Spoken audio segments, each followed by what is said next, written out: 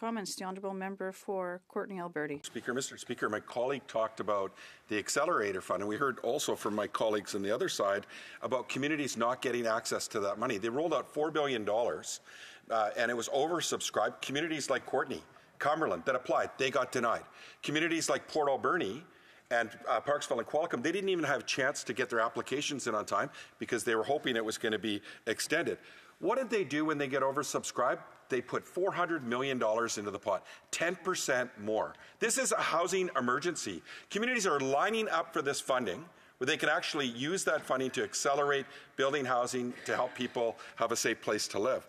But also one thing, Mr. Speaker, they're failing so bad in building Indigenous housing on reserve. British Columbia is the only province in this country to actually put $1 billion building housing on reserve because of this government's failure to ensure that Indigenous people have a safe place to live in this country, Mr. Speaker. Why doesn't my colleague address those important concerns from the people of my riding?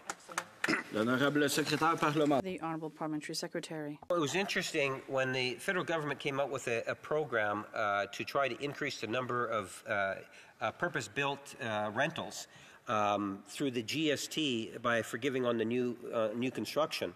What we saw was some provinces actually take up the same initiative. And I say that because at times during economics situations, no doubt some governments are in a better position to be able to take actions.